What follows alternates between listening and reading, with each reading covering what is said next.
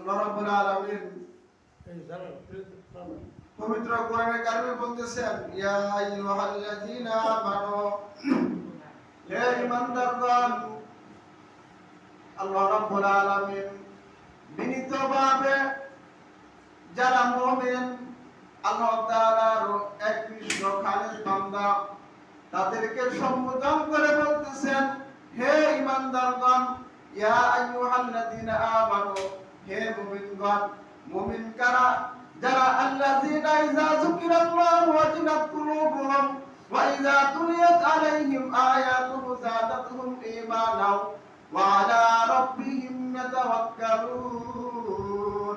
মুমিন তো তারাই যারা আল্লাযীনা ইযা যুকিরাল্লাহু ওয়াজিলাত কুলুবুহুম, যেখানে আল্লাহ তাআলার বরত্ব ঘোষণা করা হয়, আল্লাহ তাআলার কালামে পাক থেকে তেলাওয়াত করা হয়, যখন তারা আল্লাহ তাআলার জিকিরের মজলিসে বসে জিকিরের কথা শুনে, আল্লাহ তাআলার কোরআনের কথা শুনে, আল্লাহ রাব্বুল আলামিনের বরত্বের কথা শুনে, তাদের অন্তরসমূহ প্রকম্পিত হয়। ওয়া আলা রাব্বিহিম ইয়াতাওয়াক্কালুন, আর তারা আল্লাহ তাআলার উপরে বিশ্বাস করে, আল্লাহ তাআলার উপরে ভরসা করে তারাই মুমিন। আল্লাহ রাব্বুল আলামিন মুমিনদেরকে বলতেছেন যে ইয়া আইয়ুহাল্লাযীনা আমানু, হে ঈমানদারগণ, তোমরা যারা ঈমান এনেছো, আমাকে বিশ্বাস করেছো। তারা অন্যদেরকে আল্লাহ রাব্বুল আলামিন সম্বোধন করে বলেন নাই, একমাত্র যারা ঈমান এনেছে, আল্লাহ তাআলাকে বিশ্বাস করেছে, তাদেরকে আল্লাহ রাব্বুল আলামিন বলতেছেন। কুতিবা আলাইকুমুস সিয়াম, তোমাদের উপর রোজাকে ফরজ করেছে। কুতিবা আলাইকুমুস সিয়াম, তোমাদের উপর রোজাকে ফরজ করেছে। সিয়াম হলো আরবি শব্দ, সিয়াম আরবি শব্দ, এর বাংলা হলো যে বিরত থাকা। যে আমরা যে বলি রোজা, রোজা হলো ফার্সি শব্দ, সিয়াম হলো আরবি শব্দ, যে আমরা রোজা বলি, এটা হলো ফার্সি শব্দ। সিয়াম শব্দের অর্থ বিরত থাকা। এর থেকে বিরত থাকা, যে সুবে সাদিক থেকে সূর্য অস্ত পর্যন্ত সকল প্রকার খানা পিনা, ইন্দ্রিয় কাজ, স্বামী স্ত্রীর মেলামেশা থেকে বিরত থাকার নাম হলো রোজা। যে আমরা সেহরি খাই, সেহরি খাওয়ার পর দেখবেন পূর্ব দিকে, পূর্ব আকাশে একটা রেখা দেখা দিবে, রেখা দেখা যায়, খেয়াল করবেন, এটাই হলো সুবে সাদিক। আবার যখন সূর্য অস্ত যায়, পশ্চিম দিকে আবার একটা রেখা দেখা যায়, লালিমা রেখা। তো আল্লাহ রাব্বুল আলামিন রোজাকে ফরজ করেছেন, যে রোজা হলো বিরত থাকা। যে কে থেকে আমরা বিরত থাকবো? সকল প্রকার খারাপ কাজ, তারপর আপনার খানা পিনা, যে রোজা রাখলাম, যে সেহরি খেলাম, খাওয়ার পর আপনার দিনের বেলা মানুষের সাথে গীবত করতেছি, আবার মিথ্যা কথা বলতেছি, অহেতুক কথা বলতেছি, তাহলে তো এটা আমার প্রকৃত রোজা। যে আল্লাহ রাব্বুল আলামিন যে রোজাকে ফরজ করেছেন, ইহার প্রতিদান আল্লাহ রাব্বুল আলামিন দিবেন। আস-সাওমু লি ওয়া আনা আজদি বি, সাওম এটা আমার জন্য, ইহার প্রতিদান আমি আল্লাহ নিজে হাতে দিব।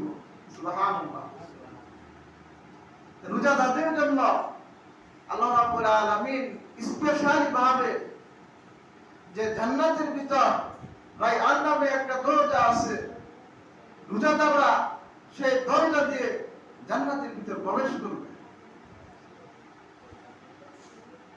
যে আমাদের যে আল্লাহ রাব্বুল আলামিন যে রোজাকে ফরজ করেছেন, আমাদের অনেকে আসি যে রমজান মাস আসতেছে, যে আমরা আমাদের বোঝা হয়ে যেতেছে, অনেকে আমরা আছি যে রমজান মাস আসলো না, তাদের বোঝা হয়ে গেল। দেখবেন বিভিন্ন মোড়ে আপনার পর্দা টানায়া মানুষকে খাবার খাওয়াইতেছে। যে আল্লাহ রাব্বুল আলামিন আইয়ামান মা'দুদাত, রোজা নির্দিষ্ট সময়ে কিছু সময়ে আল্লাহ রাব্বুল আলামিন তার এই বিধান পালন করার জন্য নির্ধারিত করেছেন। ইসলামের প্রাথমিক যুগেও রোজার বিধান ছিল নূহ আলাইহিস সালামের সময়, যে প্রত্যেক মাসে 3টি করে রোজা রাখা হতো। ইসলামের প্রথম অবস্থায় আশুরার রোজা এটা ফরজ ছিল। যখন আল্লাহ রাব্বুল আলামিন এই রমজানের রোজাকে ফরজ করেছেন, আশুরার রোজা তখন শিথিল হয়ে যায়। যখন আল্লাহ রাব্বুল আলামিন রমজানের রোজাকে ফরজ করে দিলেন, তখন আশুরার রোজা শিথিল করে দিয়েছেন। রমজানের রোজা ফরজ হয়েছে হিজরত মানে দ্বিতীয় হিজরি সনে। যখন আল্লাহ রাব্বুল আলামিন যাকাত ফরজ করেছেন, যাকাতকে আল্লাহ রাব্বুল আলামিন ফরজ করেছেন দ্বিতীয় হিজরিতে। তো আল্লাহ রাব্বুল আলামিন এই সিয়ামকে ফরজ করেছেন দ্বিতীয় হিজরিতে। যাকাত এটা হলো আপনার সম্পদের, যে আপনি সম্পদ আল্লাহর রাস্তায় আপনি দান করবেন, এটা আপনার কাছ থেকে আপনার সম্পদ দান করবেন, এটার মাঝে আপনার একটু তৃপ্ততা আছে। আল্লাহ রাব্বুল আলামিন যেরকম ভাবে আপনি যে রোজা রাখবেন, রোজার মাঝে আল্লাহ রাব্বুল আলামিন যে ধনী গরিবের মাঝে দিবেন, যে ধনীরা সর্ব অবস্থায় পেট পুরে খাবার খায়, আর গরিবরা ঠিক মতো তারা খাবার খাইতে পারে না। এজন্য আল্লাহ রাব্বুল আলামিন যে রোজাকে বিধানকে দিয়েছেন, যে ধনীরা পেট পূর্ণ খায় আর গরিবরা খেতে পারে না, যেন এটা বুঝতে পারে তারা যে ক্ষুধার কি যন্ত্রণা, এটা বোঝার জন্য আমরা আল্লাহ রাব্বুল আলামিন এই রমজানের রোজাকে ফরজ করে দিয়েছেন। আমরা অবশ্যই আমাদের যারা বালেগ আছে, যাদের প্রাপ্তবয়স্ক হয়েছে, তাদেরকে আল্লাহ তাআলার হুকুম পালন করতে হবে। ইসলাম 5টি ভিত্তির উপর প্রতিষ্ঠিত। সর্বপ্রথম হলো লা ইলাহা ইল্লাল্লাহ, যে এই কথা সাক্ষ্য দাও আল্লাহ ছাড়া কোনো মাবুদ নাই, হযরত মুহাম্মদ সাল্লাল্লাহু আলাইহি সাল্লাম তার বান্দা ও রাসূল। আকিমিস সালাহ, সালাত কায়েম করো। যখন আপনি ঈমান আনলেন, ঈমান আনার পর আপনার দ্বিতীয় কাজ হলো সালাত কায়েম করা।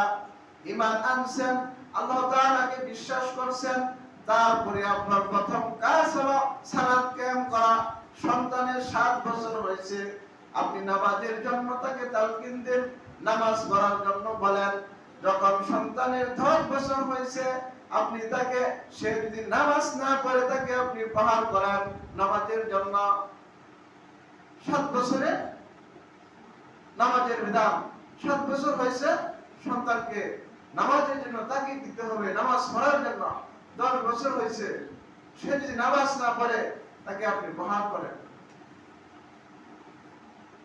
ওয়াতুজ যাকাত, দ্বিতীয় নম্বর হলো আল্লাহ রাব্বুল আলামিন সমর্থবানদের উপর যাকাত ফরজ করেছেন। যারা বিত্তবান আছে তাদেরকে যাকাত ফরজ করেছেন, যার উপর যাকাত ফরজ হয়েছে সে যাকাত দেবে। ওয়াল হাজ্জি ওয়া সাওমি রমাদান, তারপর কি ওয়াল হাজ্জি ওয়া সাওমি রমাদান, রমজান মাসের রোজাকে আল্লাহ রাব্বুল আলামিন ফরজ ফরজ করেছেন, আর যারা সামর্থ্যবান আছে তাদের উপর আল্লাহ রাব্বুল আলামিন যাকাতকে ফরজ করেছেন। এই ইসলামের পাঁচটি ভিত্তি, যা লা ইলাহা ইল্লাল্লাহ, আকিমিস সালাহ, সালাত কায়েম করা, ওয়া আতুজ যাকাত, যাকাত প্রদান করা, ওয়াল হজ্জি ওয়া সাওমি রমাদান, যে পাঁচটি মৌলিক স্তম্ভ ইসলামের, এগুলি আল্লাহ রাব্বুল আলামিন যে আপনাকে, আপনার উপর, আমার উপর ফরজ করেছেন। যে ঈমান সবার আনতে হবে, যে দৃঢ় বিশ্বাস, আল্লাহ তাআলাকে এরকম ভাবে বিশ্বাস করতে হবে যে যা কিছু হয় একমাত্র আল্লাহ তাআলার পক্ষ থেকে হয়। যে সালাত, এটা হলো আপনার শারীরিক ইবাদত, যাকাত এটা হলো আপনার মালি ইবাদত, তারপরে আপনার হজ, এটা শারীরিক এবং আর্থিক ইবাদত। যে যাকাত এবং হজ এটা সবার উপর ফরজ না। যাদের শারীরিক সুস্থতা আছে, আবার আর্থিক সামর্থ্যবান, যে যাকাত তার উপরই ফরজ। ইনশাআল্লাহ এগুলো সামনে আলোচনা হবে। আজকে আমাদের যে মূল বিষয়, যে রোজার ফজিলত, এটা আমরা আলোচনা করব।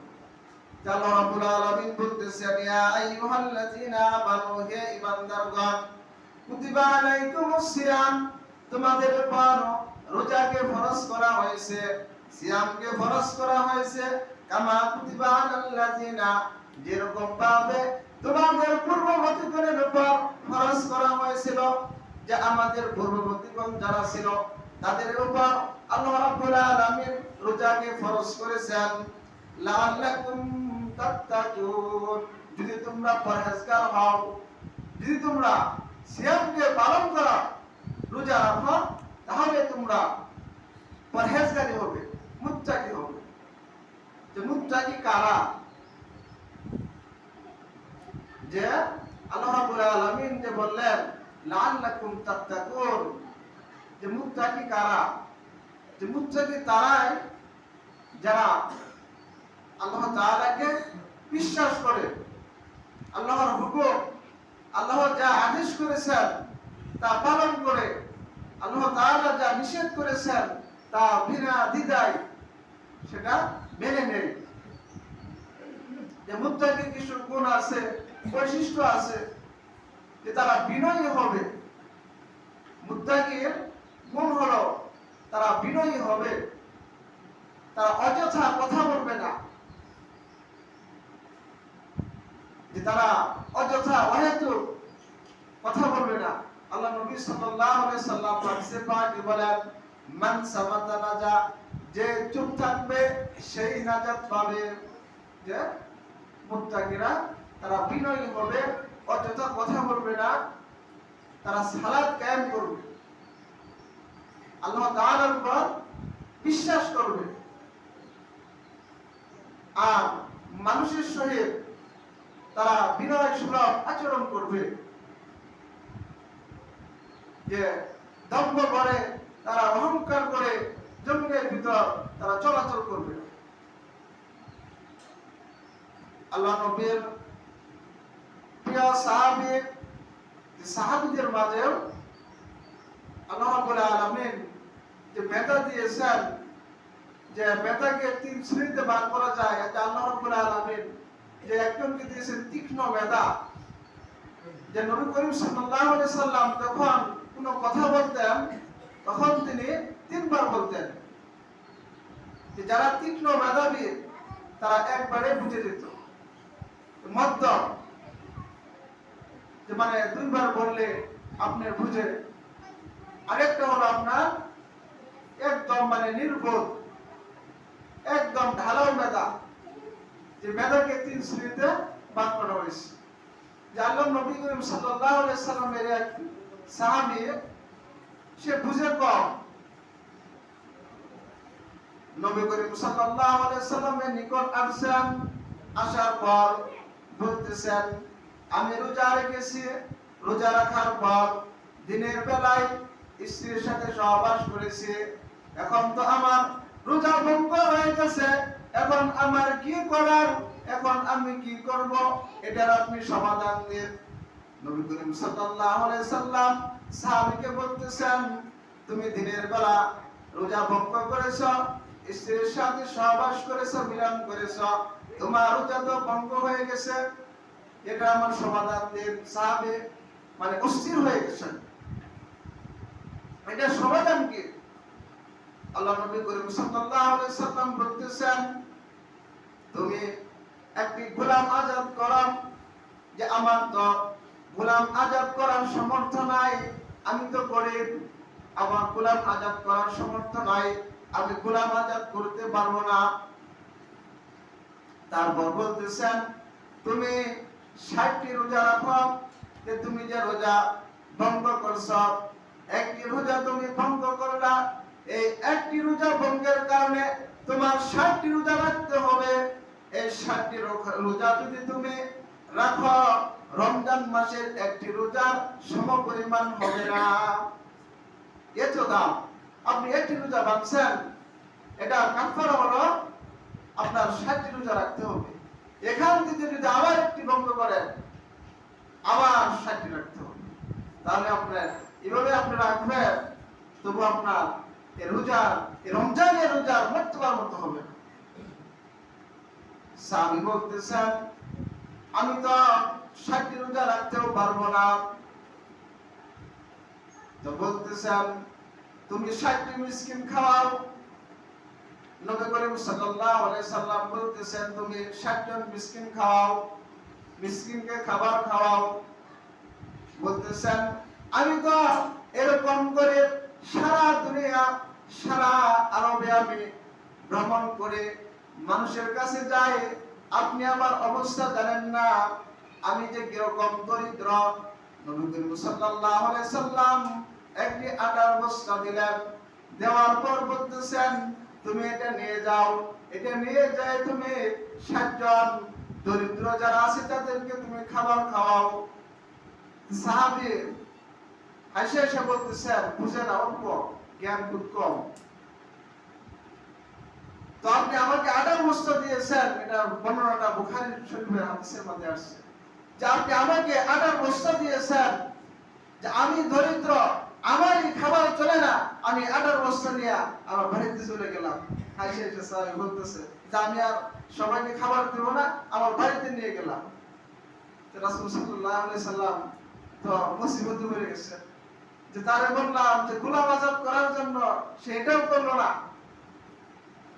আবার বললাম যে 60টা রোজা রাখো, সে সেটাও করলো না। এখন তারে আমি আটার বস্তা দিলাম, বললো যে আমি বাড়িতে নিয়ে যাইতেছি। তো আল্লাহ নবী সাল্লাল্লাহু আলাইহি সাল্লাম যে আল্লাহর কাছে দোয়া করছেন, মুস্কি হাসি দিয়েছেন। মুস্কি হাসি দেওয়া হলো ক্ষমার লক্ষণ। যে নবী করিম সাল্লাল্লাহু আলাইহি সাল্লাম যখন মুস্কি হাসি দিয়েছেন, যে আল্লাহ তাআলাও মুস্কি হাসি দিয়েছেন, এটার দ্বারা বোঝা গেল আল্লাহ রাব্বুল আলামিন সেই সাহাবীকে মাফ করে দিয়েছেন। এজন্য যারা আমাদের সমাজে যারা যে কম বোধ, যারা নির্বোধ আছে, তারা যদি যে তাদের কিন্তু হিসাব কম হবে।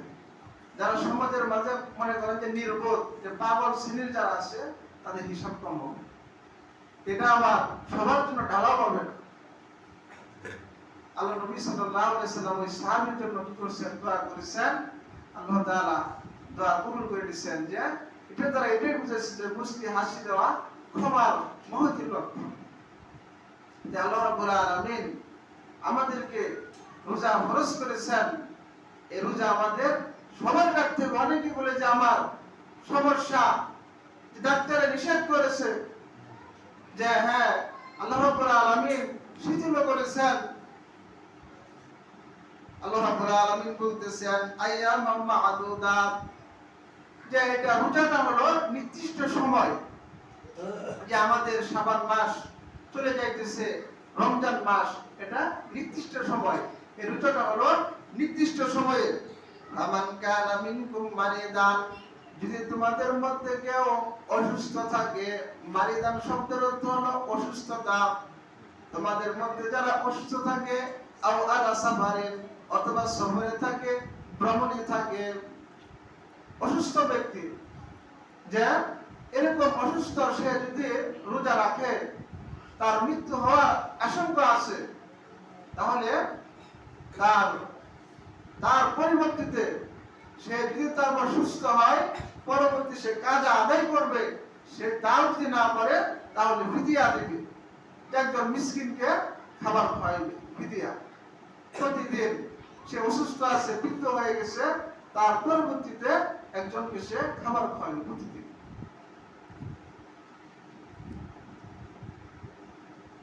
আও আলা সাফারিন ফাইদাতু মিন আইয়ামিন উখার, যে সফরে আছেন, সফর শব্দটা ভ্রমণ, যে 48 মাইল আপনি পায়ে হেঁটে আপনি 3 দিনের রাস্তা অতিক্রম করতে যতটুকু সময় আপনার প্রয়োজন, ততটুকু সময় এটা নির্ধারণ করা হয়েছে যে 48 মাইল। 48 মাইল যদি আপনি অতিক্রম করেন তাহলে আপনি কি হবেন? মুসাফির হবেন। মুসাফিরের জন্য রোজাকে আল্লাহ রাব্বুল আলামিন শিথিল করেছেন, সে পরবর্তী সময় আদায় করবে। আল্লাহ নবী সাল্লাল্লাহু আলাইহি সাল্লাম হাদিসে পাকে ইরশাদ করেন, আস-সাওমু জান্নাতুন, রোজা হলো ঢাল স্বরূপ। ঢাল দ্বারা যেরকম ভাবে প্রতিপক্ষকে আক্রমণ করে শত্রুর কাছ থেকে শত্রুকে ঘায়েল করে নিজে বিজয় অর্জন করা যায়, এরকম ভাবে রোজা হলো ঢাল স্বরূপ। আস-সাওমু জান্নাতুন, রোজা আল্লাহ রাব্বুল আলামিন বান্দার সমস্ত গুনাহ বলে আল্লাহ রাব্বুল আলামিন পুরে দেন। আল্লাহ রাব্বুল আলামিন রোজার দ্বারা বান্দা সমস্ত গুনাহকে maaf করে দেন। আল্লাহ নবী সাল্লাল্লাহু আলাইহি সাল্লাম হাদিসে পাকে বলেন, আস-সাওমু লি ওয়া আনা আজজি বি, যে রোজা আমার জন্য, এর প্রতিদান আমি নিজ হাতে দেব। সময় হয়ে গেছে, যে মূল বিষয় এখনো যাইতে পারি নাই। আরো কয়েকটি আয়াত আছে, ইনশাআল্লাহ আর কি আলোচনা করব না, শেষ করে দিব।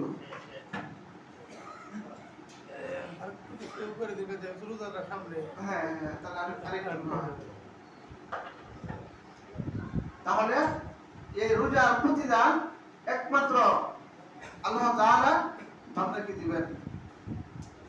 যে রমজান মাস আল্লাহ রাব্বুল আলামিন বোনাস হিসেবে দিয়েছেন, যে সারা 11 মাসের গুনাহ আল্লাহ রাব্বুল আলামিন এই রমজান মাসে বান্দার ক্ষমা করেন। নবী করিম সাল্লাল্লাহু আলাইহি সাল্লাম একদিন মিম্বারে বসছিলেন। মিম্বারে বসার পর যখন তিনি প্রথম সিঁড়িতে পা দিলেন, পা দেওয়ার পর বললেন আমিন। আবার যখন দ্বিতীয় সিঁড়িতে পা দিলেন আবার বললেন আমিন। যখন তৃতীয় সিঁড়িতে পা দিলেন আবার বললেন আমিন। সাহাবীরা প্রশ্ন করলেন, গো আল্লাহর নবী, আপনি যখন প্রথম সিঁড়িতে পা দিলেন আবার একবার বলেন আমিন, আবার যখন দ্বিতীয় সিঁড়িতে পা দিলেন আবার বললেন আমিন, তৃতীয় সিঁড়িতে যখন পা দিলেন আবার বললেন আমিন, এটার কারণ কি? আমার নিকট জিবরাইল আলাইহিস সালাম ওহী নিয়ে আসছিল যে রমজান মাস পেল, রমজান মাস পেয়ে তার গুনাহকে maaf করাইতে পারলো না, সে ধ্বংস হোক। যে তার দুনিয়াতে পিতামাতাকে পেল, পিতামাতার কাছ থেকে সে গুনাহ maaf করাইতে পারলো না, সে ধ্বংস হোক। এই যে রমজান মাস আপনি পাইলেন, আপনার গুনাহকে maaf করাইতে পারলেন না, আল্লাহ নবী সাল্লাল্লাহু আলাইহি সাল্লাম বলেছেন ধ্বংস হোক। তাহলে এত মর্তবা রমজান মাসের, আপনি একটা ফরজ আমল করলেন অন্য মাসের 70টি ফরজের সমতুল্য সওয়াব অন্য মাসে, আর আপনি একটা নফল আদায় করলেন অন্য মাসে ফরজের সমতুল্য সওয়াব। আমরা রমজান মাসে বেশি বেশি আমরা নফল নামাজ পড়ব। কিছু করণীয় আছে, যে রমজান মাসে আমরা আল্লাহ রাব্বুল আলামিন, যে কোরআন নাজিলের মাস, আল্লাহ রাব্বুল আলামিন রমজান মাসে পবিত্র কোরআনে কারীমকে নাজিল করেছেন, আমরা বেশি বেশি কোরআনে কারীম তেলাওয়াত করব। আর একটা সুবর্ণ সুযোগ, যে রমজান মাসে আমরা যখন সেহরি খাওয়ার জন্য উঠি তখন কিন্তু তাহাজ্জুদের সময় যে আমরা 2 রাকাত 4 রাকাত আমরা নফল নামাজ পড়ব, তাহাজ্জুদের নামাজ পড়ব।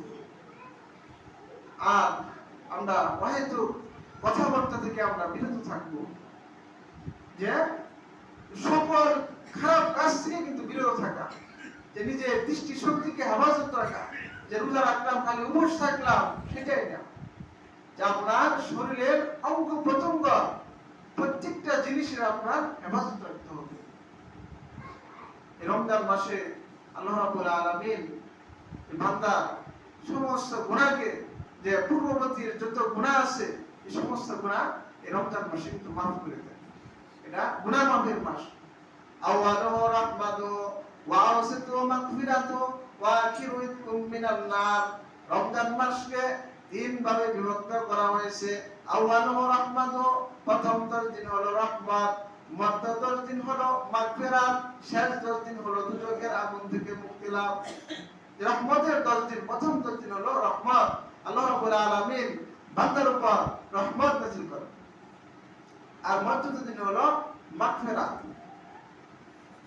যে রমজান মাসে আপনি আমাকে আল্লাহ তাআলার কাছ থেকে গুনাহ মাফ করাইতে হবে, আল্লাহ তাআলার কাছে চাইতে হবে যে আল্লাহ রাব্বুল আলামিন আপনাকে মাফ করে দিবেন।